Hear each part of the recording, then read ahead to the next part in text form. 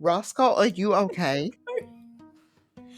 Bark once for no, twice for yes. That's not a good metric because he's gonna bark regardless. So Roscoe, you come with us. You come with us. Pack your belongings, you come with us. Come on. June 29th, 2023.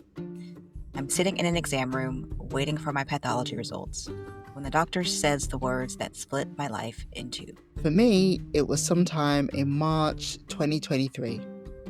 I wish I could tell you the exact date, but honestly, those early days are a blur. The moment you hear, you have cancer, while you're growing a human inside you, there aren't any words.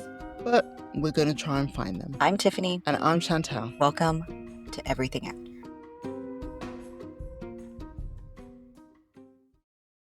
All right, girl. Before we dive into this, how are you feeling about going back to this part of the story? I'm a little nervous, like just a touch. I feel like I've told like bits and pieces of the story, but never the whole thing, and never with you and like someone who like really gets it, and like never in front of a microphone. So Yes. Yeah. Like, I think that it's weird because, it's the story that brought us together. But we've never actually sat down and kind of gone back and forth and compared notes about what happened when and what was your timeline, what was my timeline.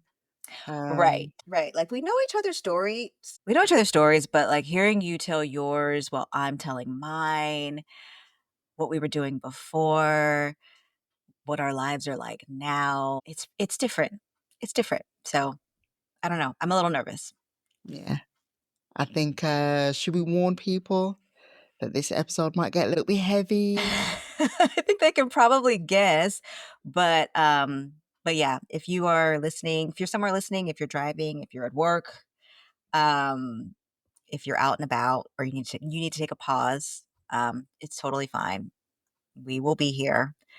Just hit pause. We'll be here when you get back. Oh my gosh. So, where do we begin? You know what? I was actually talking about this today to someone Where are you? who just wanted to know like the background of just like my timeline and journey, and you've just gone through so much. You've gone through so much. I'm like, yeah, girl. I know. I know. It's just I don't know, there's just something about just telling this story. I genuinely just forget how hard and difficult that time was. I remember and then don't remember at the same time. I don't know how to explain it. Yeah. It's wild. So like I'm just coming up. Well, I just finished celebrating. Do you celebrate a cancer diagnosis? I don't know the word yet, but I've just marked. I've marked. That's the word. I Yeah. have marked 2 years since my diagnosis, and it feels like a really interesting milestone. It's further separating me from the experience. Mm, Um, I'm not as like anxiety riddled as I was last mm, year this time, where it was very much like, oh, it's only been a year. What's going to happen? Where mm, every single thing felt like just deja vu, like every single thing about my schedule and what have you. And so it was June 5th, 2023. I really was just hoping for a normal ultrasound. And I was seeing a specialist at the time due to my last pregnancy. And so I was going in feeling like really, really good about this ultrasound because the previous ones had been great. Baby's growing great. He looks great. He had a little hair on his head. mm, And so I just remember going to that appointment. The tech was basically like, "Have you ever had ovarian cysts before?" And I was just like, "Yeah, I had them when I was in college." And I was like, I have a history of fibroids." And she just kind of got silent and was like, "Okay," and left the room. I was like, "Oh," okay, I was like, fair "All enough. right, alrighty." Right. And then the doctor came back in. He basically said, "Something's not right, but don't panic." Which those two sentences don't go together. Like those Yeah, two, yeah, yeah. they don't go together. Yeah, yeah. Don't tell me something's not Immediate right. pain. Like, I'm panicking. I am Yeah. panicking. And so he was just like, this looks funny. I'm gonna call a friend of mine. Don't panic, take it easy. I'll give you a call probably tomorrow at the earliest. He called me in like 2 hours. And so I was like, "Oh," I was Oh, I okay. was like, "Cool, cool, cool. Cool. Great. Great, Okay. great, great." So he calls me, my OBGYN calls me, and I'm like, "Oh, something is Yeah, yeah, actually yeah, if actually because not right." the back-to-back phone calls, The back-to-back phone calls. mm-mm, And basically he was just like, "I've sent your ultrasound to a GYN oncologist. He can see you tomorrow. I've made the okay, appointment for you. Go he can see you tomorrow. So he can see mhm, you from at 9, at 10, at 11, but he was like, I need you to go tomorrow." Um, and I was like, Okay." And I mhm, remember I was at my mother-in-law's house because we had dropped off my eldest because we wanted to have this moment where my husband and I were we dropped him off so we could go enjoy the ultrasound and like just be mhm, together. And so we were going back to pick up my son, and I remember walking out the room and everyone's just sitting there on pins and needles, and they're like, "Well, what did they say? What did they say?" And I just said, "They told me that they want me to go see a GYN oncologist." mhm. And I remember my husband was like, "Well, oncologist means cancer." And I was like, "Well, thanks for that."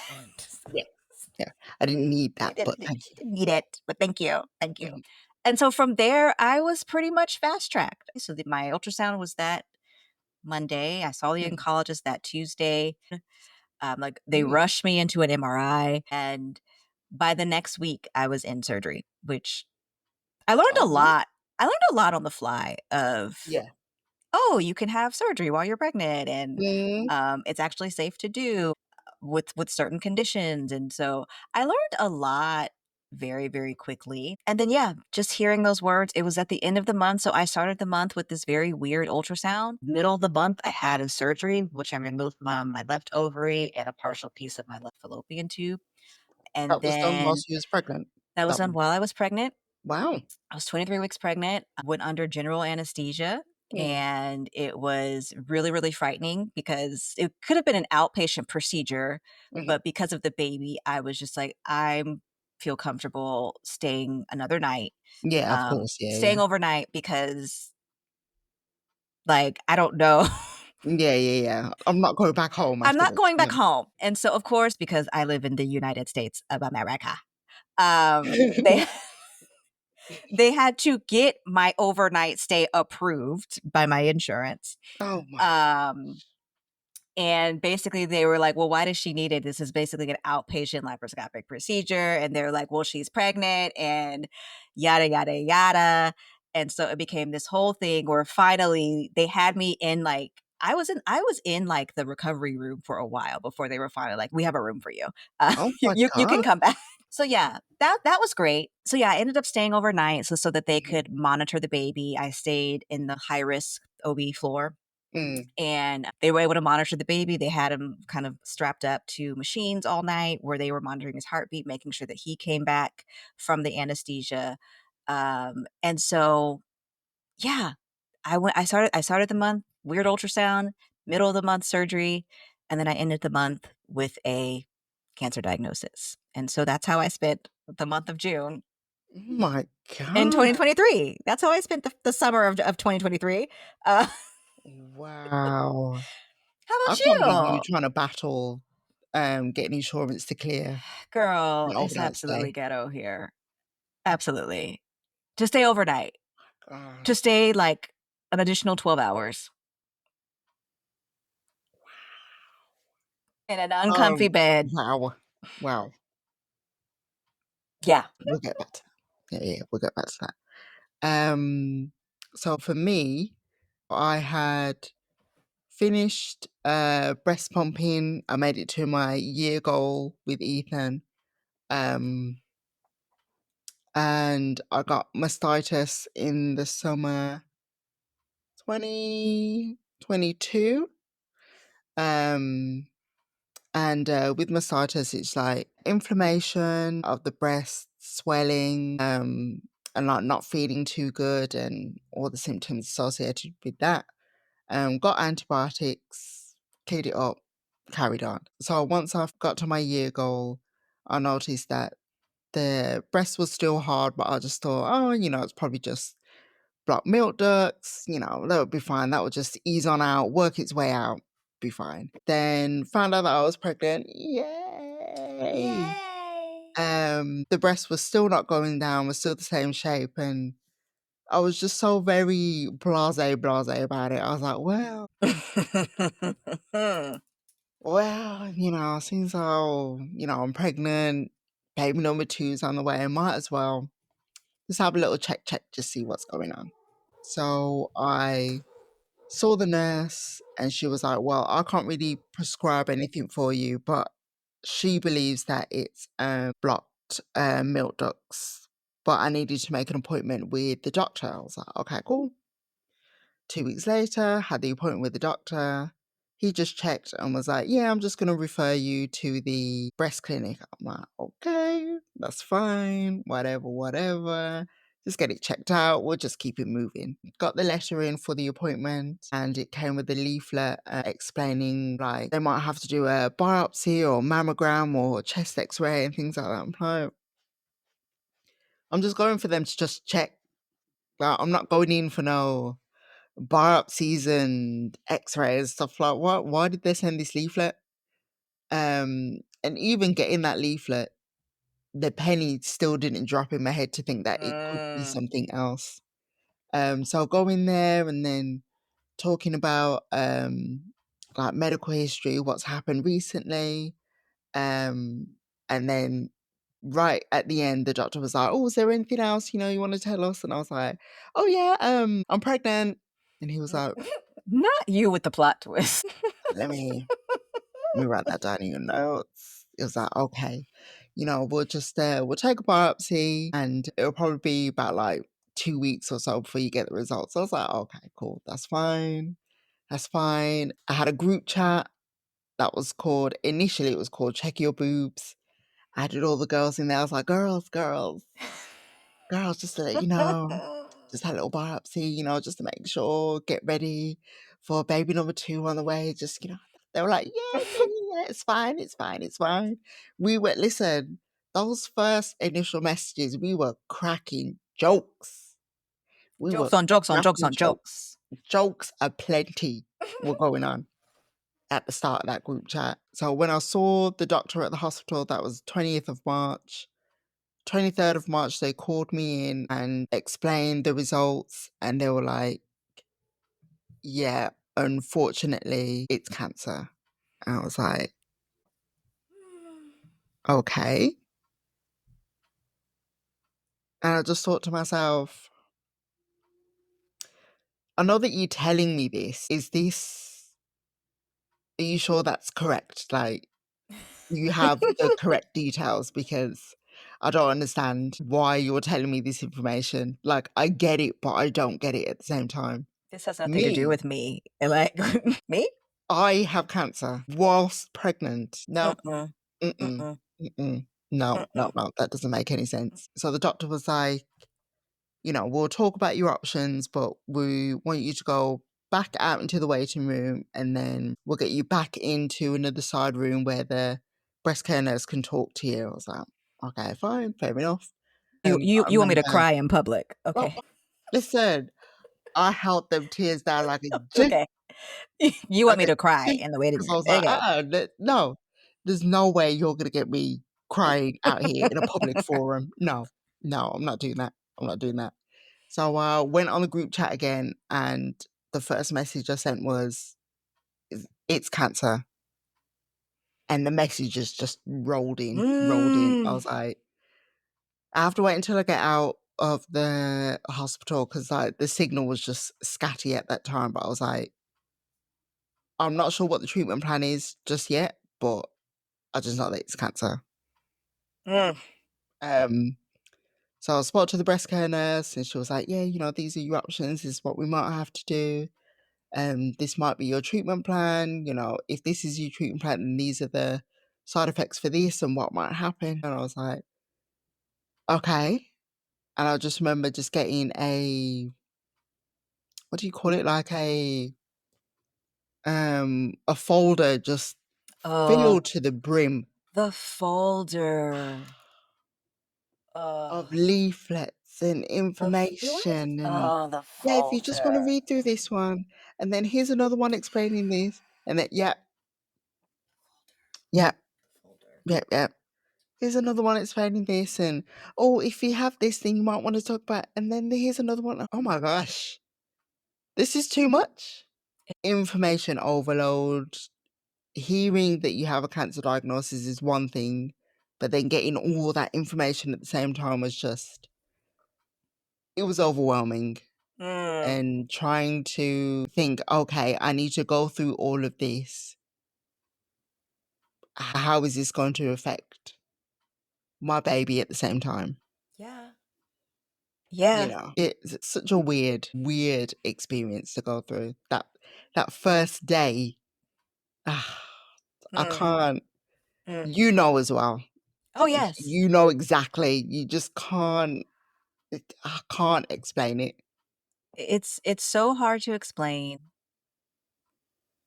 Even, like, hearing you talk about it and talking about it, it's just like, this is a thing that happened to me. Mm, Like, I actually told somebody a couple days ago who was recently diagnosed with breast cancer, and someone connected me with them to kind of give them resources or whatever, and I've shared my story, and the first mm. reaction was, "Wow, pregnant?" And I was like it's like, "Yeah." Yep, I was like, yep. "Yeah." Mhm. I was like, when somebody else says it, it sounds bizarre, but when I say it, it doesn't really sound bizarre because we lived it, and so it's like Mm, it's just like mhm, something that mhm. rolls off the tongue, but, like, when you say it to somebody who has not experienced it, Yeah. and they repeat it back to you, and then you're like, "Oh, yeah, that's actually a very bizarre thing Yeah. Yeah, that, yeah, like, happened 100%. to me." You mentioned your pamphlet and your folder. Did you get, like, a free calendar? Like, I got a free calendar, and I really was excited about that. I really loved it. I got loads of goodies.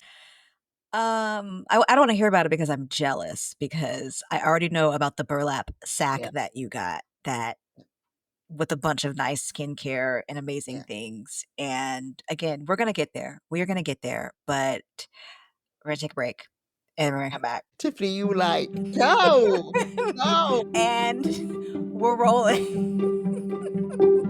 go. We're rolling. We're We're rolling. rolling. We're We are rolling. wasting tape. Come on." No need to mark. We're rolling. We're rolling, okay? The lights are still on. Come on. Let's go. So, let's talk breaking the news. You kind of touched on it a bit, how you had your group chat that went Yeah. south very quickly. Yes. Your very fun group chat that then ended up being a cancer reveal party. Yes. So Yes. So, after you told your group chat, who did you tell after that? What were their reactions? How were the phone calls? Did you have a script? Was it like, this is talk to your partner about, like, this is what we're saying to people? Tell me everything. How was it handled? Well, because everyone was in that group chat, there was no one else really to speak to after that, in terms of the immediates anyways. Surprise, Um, surprise. yes. So yeah, once I told everyone in the group chat, then once I got out of the hospital, I had a call. Where was there like 4 of us in the call? Just so I could just relay the information and not have to be like, "Okay, the doctor said this, go to the next person, the doctor said this." It just made sense just to do like one big massive phone Mhm. call and just have everyone in there. And obviously everyone was there, so he heard the news, like, firsthand, he was there next to me. But, yeah, outside of the immediate circle, I was just at first, I was just very I don't know, I just kind of wanted to not keep it to myself, but I just wanted to just get on with things, I guess. Mm. Um, and not even in a, "Yeah, yeah, yeah, yeah, I'm gonna beat cancer, I'm gonna do it, I'm gonna do it." It was just kind of, I'm no longer thinking about myself now. So I don't really have time to tell additional people on top of that Mhm, mhm. and then hear their thoughts and feelings about it. But as time went on, I think we both decided, here's kind of like the script that we would say to people, just so that other people would be in the loop if they ask questions. Because ultimately, people mean well. Mhm. You just have to give them a chance. Yes, correct. Um, so I think holding it back to myself was just me just protecting myself and just protecting the situation. But then ultimately it was like, okay, this is bigger than me now. Whew. So whoever wants to, rally in and do support and this, that, you need to come now. Okay. Mhm, mhm. Time is now for you to jump in. So yeah, by the time it got out from the immediates, then, work and everyone else kind of in that other circle, it was just like, yeah, everyone else knows now. Now we just need to fight the good fight and see where we go. See where we go after that. And how soon before you decided to start sharing on social? Because that's breaking the news in an Oh, even yeah, bigger yeah, way. Like, how yeah. soon like, what made you decide to kind of start sharing and break the news that way? I think that was the next month. Yeah, yeah, I think that was the start of April. I think what made me share the story is just realizing that I was holding back information from other people Mm. to kind of not minimize the situation because come on now, it's not a small thing to go through. But I think just to minimize reactions from people, I guess. Mm, mm. Um, I think I just realized it just wasn't doing me any good Yeah. holding all that in. I just thought, what? There's no need. But what am I holding it in for? That there's just no need. It's pointless. Mhm. Um, so yeah, we just decided. I just done a post. Um, and then just put it out there. It was just like, yeah, just let that run with it. And then so that was on Facebook, and then we just decided to start up the Instagram as just like an online journal to kind of document the process and how things are going. And yeah, that just kind of took off from there really, just one thing after another, just one post after another. Really? Um yeah, I just find it weird how people just resonated with my real life story. It's weird to put something out there when that's what you're going through, if that makes Oh. sense. Yeah, yeah. Like, that's what you're living right now. Most of those, if not all of those posts, I wrote them While you were in as it. it was happening. Yeah. It wasn't like, "Oh, this happened Monday, so Sunday I'm gonna talk about it." No, it was if it was happening Monday morning, I'm writing about it Monday morning. Right, right. Um And then for people to comment and message and be like, "Oh, you're going through so much, you're doing that." I'm like, "It's just a Monday. I'm just It's writing in just my diary, girl. it's just I just put another journal entry in, like, I'm just living life." Yeah. So that was just it's such a weird process when you let that story get out there, Mhm. much like with what we're doing now with this, people are going to resonate with it. Yeah. And they will have their stories, they'll have their messages, and you're like, "Wow, we actually have a story to tell." Mhm. And I think that's what I was trying to convey on social media that, I'm not just here just to kind of like show this for likes or whatever.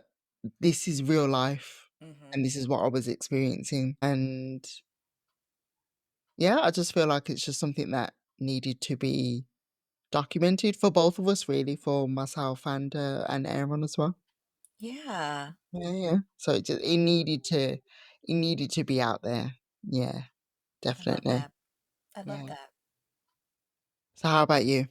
You was at your mother-in-law's, Mhm. and obviously Chris was there. Outside of those 2, who else? How else did you break the news? So that day wasn't like the day I received the diagnosis. That was Mm, kinda just the day I learned that something was wrong. Um, okay. Mhm. I actually learned about that I had cancer. It wasn't from my oncologist, it was from my OBGYN.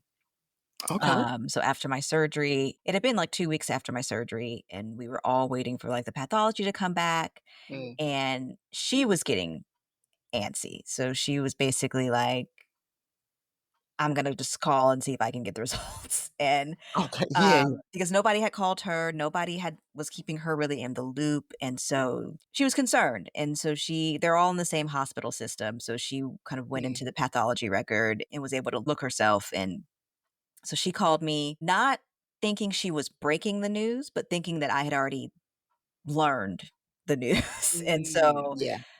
called me basically to check in on me and just to be like, "Oh, did you see the oncologist yet?" And I was like, "Oh, not yet."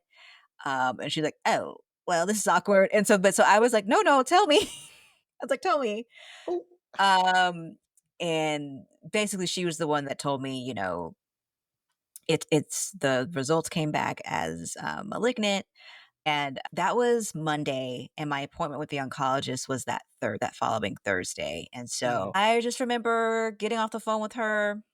When I saw her call me, I told my husband, I was like, "The doctor's calling me," and so we kind of knew, like, she wouldn't be calling us if it was good. So yeah, we yeah, kinda, yeah. knew Yeah. something was up, and so he was kind of waiting in the background, and I could just see his eyes, like, swelling up with tears immediately, and so I was just like, "It's cancer." Kinda just matter of fact, I was like, "It's cancer." Yeah. And then I have a group chat, and so I just kind of texted them the news, and I was just Mm, like, "It's cancer." And of course, everybody was bummed. Called my mm, mom, called both my parents. I think my mom and dad were together when I called them, and I was just like, "It's like every call was like, "It's cancer." I was surprisingly, at the time, just kind of even, because I was like, I mm, had been in this recovery phase for 2 weeks at that point, and I kinda just knew, like, if I didn't hear anything back, if it was taking a lot longer mhm. than usual, the longer it for me, it was like the longer it's taking, Yeah, yeah, the worse yeah. the news. It's like Something yeah. Mm. 1 plus 1 equals 2. I don't know much about Yeah. algebra, but I know that much. So I Yeah, so yeah. I was just like, I kinda was just even. And then I remember that buffer period before that Thursday appointment, so I just kind of cried. I was angry. Mm, Um, I was just super, super upset about the whole thing, to be honest. I think I was more mm, upset than I was anything else. I was actually annoyed by it because I was like, "Who gets cancer while they're pregnant? What yes. is happening?" Madness. Ew, like, who does that? And so I was mostly annoyed. I was annoyed that I had a cancer that I didn't know how to navigate. Mhm, You know, in my family, we are very high risk for breast cancer. That is the cancer that I was being surveilled for the last mm, 2.5 years. And so I was annoyed that I was kind of just thrown into like this unknown territory of just mhm, this new cancer, that the only thing that I know about ovarian cancer is that the outcomes historically have not been great. It's caught in later stages. So I knew all of like the horror stories of ovarian cancer, and thankfully through the experience I learned kind of the other side of it, that the research about it is getting so much better, and mm, there's more research on the outcomes are becoming so much better. Quality of life, the length of life is becoming so much better. And so mhm. I'm excited to talk about that as we, get further along in the season. In that moment, I was just like, am I going to die? Yeah. Because, what is my stage? That was kind of like my emotional state of, am I going to die? What is my stage? Did we catch it too late? And Mhm. unfortunately, because I was pregnant, they could not stage me. Mhm. So that Mhm, was even mhm. more anxiety inducing. So yeah, I told kind of my immediates first, and then like that first night, that Monday when I found out. And then once I knew more about it from that Thursday appointment, then I kinda started telling, like, my wider circle of Mm. friends. So, a pretty just close-knit group of people. I have, like, my childhood friends. I have, my friends who live here in town. There were certain friends that I didn't tell simply because, like, I had a set of friends who were traveling. They were in Italy, and I was like, "I'm not telling Mhm. y'all this. Like, Yeah, yeah. you're going to enjoy your trip, and then I will tell you when you get back." And so when they got back, we had them over for, for an afternoon, and like, we told them in person, and, Yeah. so, like, there were certain people who I was just like, "Y'all are enjoying your time, like, y'all are having you're enjoying your summer. I'm not gonna ruin Yeah, your yeah, summer with yeah. this." I told my colleagues, that was, like, probably one of the maybe 2nd or 3rd calls I made, was calling my boss at the time, who was Mhm. lovely, and she was immediately so supportive and was just like, "Whatever you need, however many days off you need." She was like, "You let us know, you guide the ship." Even though I live in the United States, I'm thankful for really great employee-sponsored health insurance because I Yeah. I didn't have any kind of real panic about, like, "Oh, how are we gonna pay for this?" Like, there Mm. wasn't Yeah, any yeah. of that. There wasn't any of that because by the time I had that surgery, like, that deductible was already blown out the water, so I was Yeah, like, yeah. That deductible was already blown. listen, I was like, I'm just gonna be walking in the cancer center, getting my chemo," and, Yeah. like, it was like, that deductible was, "What deductible, girl? Bye." I kinda just broke the news to just a close, tight-knit group of people, and then we started a caring bridge maybe, like, a month or so after, Mm. because then at a certain point, once I did start treatment, I was just like, "I will not be sending 5,000 messages of the same exact text," like, Oh, yeah, to 100%. Yeah, yeah. I was Mhm. like, Yeah, yeah. "Here's the update. Join this caring bridge. Good day." So, my husband kind of kept a caring bridge going, which was really helpful, Mhm. and I had a group of amazing friends who started a meal train for us. So, breaking the news was hard for me, Mhm. and especially, like, telling my super close friends, even though I knew that they were all gonna, like, rally and jump in, and which they all did. Mm. I struggled, like, sharing more online. I Yeah. don't think I shared anything online until I was, like, 2 weeks from giving birth, and I think for me, I was just kind of embarrassed, which is a weird thing to Mm. say about having cancer. Like, Why but did you feel embarrassed? Why did that come up for you? because even though I know it was a thing that I could not help Mhm.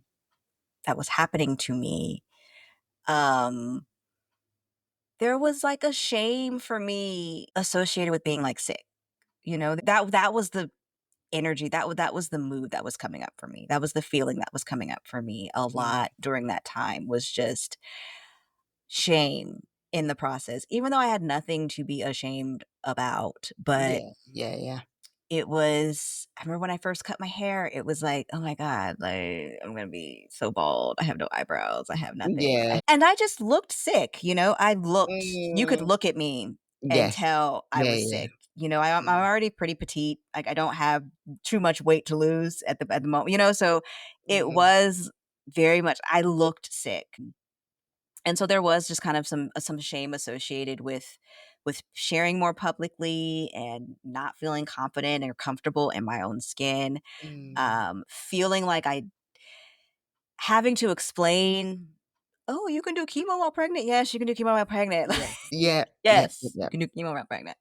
Um, and so, yeah, once I kinda got over that baggage, and I wanted to share this thing that I had been dealing with. I broke the news publicly on Mm, social mm, mm. media, probably in September. But yeah, yeah, here we are now Yeah. sharing on a podcast. I know.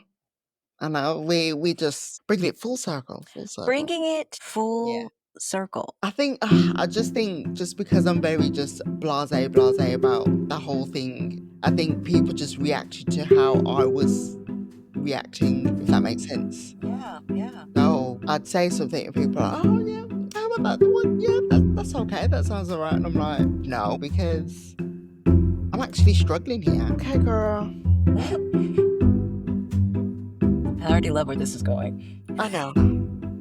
I love when you hit me with the okay, girl. I Okay, know. girl. Let's have let's have some time for some reflection. Mm.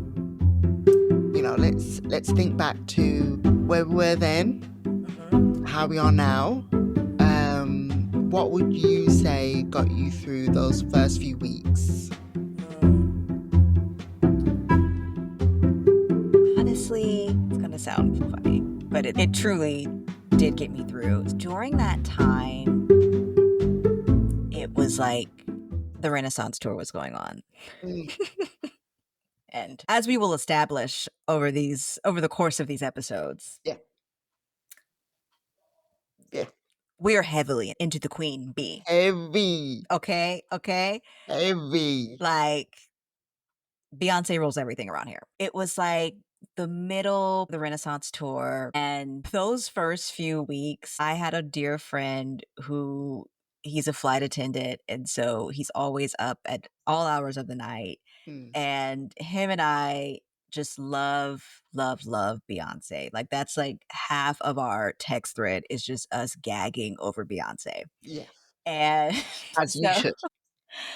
so during that time, what got me through those first few weeks was him just sending me Renaissance memes and like clips of the tour that were all over Twitter at the time, that were Mm, coming out of TikTok, and just like super funny memes in general. I'm a mm, meme GIF girly. I'm deeply unserious 95% of the time. yeah.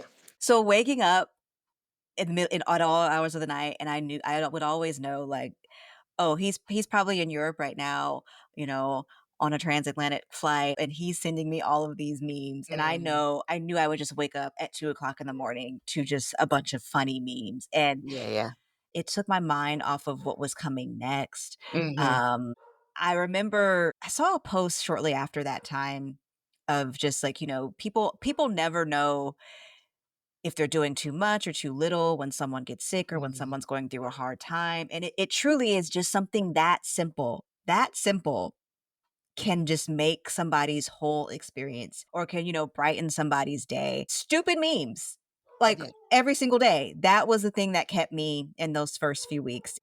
I tell him till this day, I'm so deeply grateful for that time, Mm, because I truly do think it kept me from crashing out. Just having someone who still just made me laugh and kept it normal. It was like, "Oh, babe, I'm so sorry you're sick. I hate that." But then it was also like, we're still gonna laugh. We're still gonna have a good time. And I so appreciated having a person like that in my orbit who, and also Roscoe. Roscoe was always, yeah, yeah. if you could hear him, Roscoe, he's always down for the cuddles and Roscoe, for the snuggles. Roscoe. But yeah, I so appreciate having somebody who just understood that laughter truly is the best medicine. And Mhm. something as simple as just here's a funny meme was really sometimes it's all it takes. Okay, go. Now, what got you through those first weeks? For moi, um, I'd say the support of Aaron, he held it down. Mm-hmm. He held it down. We both were going into the unknown, and there was nothing that I could have thought of or could have been like, oh, we need to sort out this, we need to sort out. He just took care of it all. Mm. And there's probably things, not even probably, definitely, I know there's things to this day that I will never know in terms of the behind the scenes and what he's done. Um, so yeah, if it wasn't for him, I I don't know how I would have coped. I would have got on with things, but I don't know how I would have coped now. Shout out to the husbands. Shout out to that. To the Shout out to that. husbands. Yeah. Shout out to them. Shout out to them. Shout out to them. We Mm, love y'all. They really did. yeah, yeah. They really did hold it down. Like, Yeah, 100%. um, if you could, or what would you tell that version of yourself now? Now that you've been Mm, through it, you're 2 years out. What would you tell that 2 version of years out. yourself? Ugh. I just would like to tell myself something profound, but I just don't know what that is outside of the usual, you're brave, you're strong. You have to be brave, you have to be strong. You've got no choice. Mm, You're in that moment. We can't exactly hold off treatment or change the treatment, but we're not medical professionals. We don't know what's going to happen. We're just kind of going along with it whilst obviously, advocating for ourselves. But yeah, I don't know what I'd say, but I know it would have to be something profound, like something where I would have to take my own hand and be like, girl, mhm. girl, girl, girl, okay, girl. Just something, I don't know. I don't know, but it'd have to be something where that version of me back then would be like, "Oh,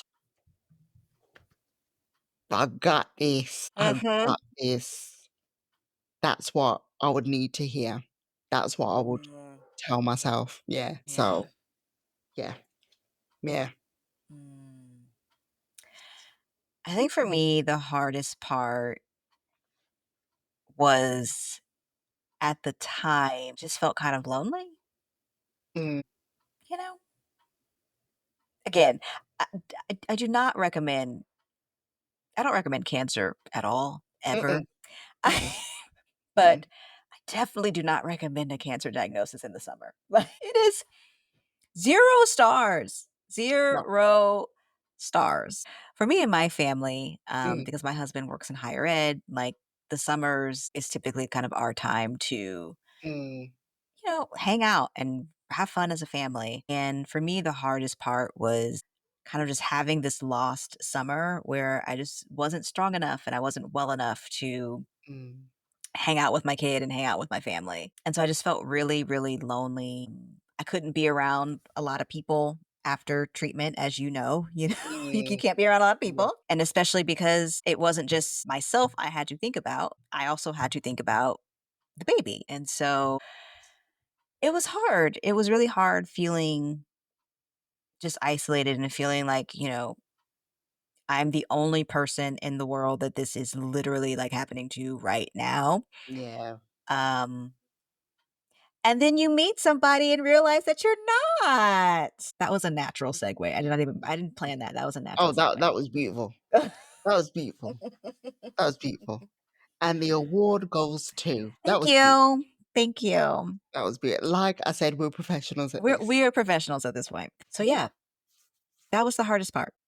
And then also knowing that, well, knowing what I know now, that that kind of kicked off also the last 6 to 9 months of my dad's life. And Mm, that in hindsight is really hard because like the last year of his life we were both very sick and that wasn't fun. And not being able to really experience his last year on this earth fully is mm, something that in the now I'm still struggling with a lot.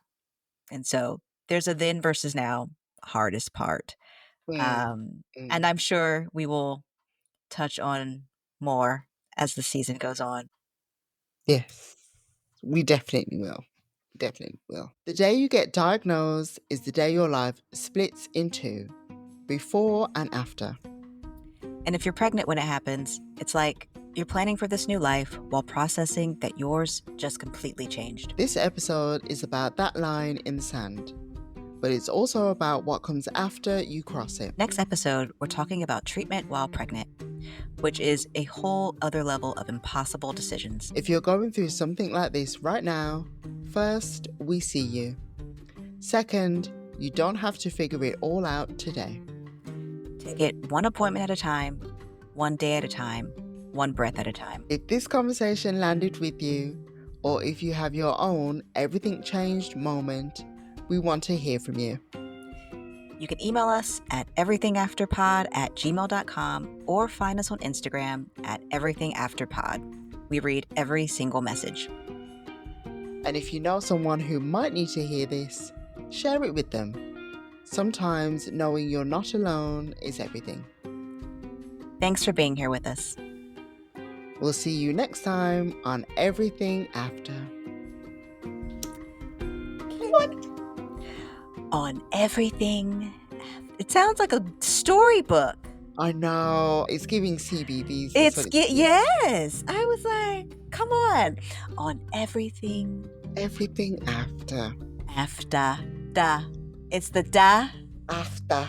After. After. Yeah. After. Yeah. I have to add that little country twang on it. On everything. Yeah. Everything after. On everything after. Everything after. We done.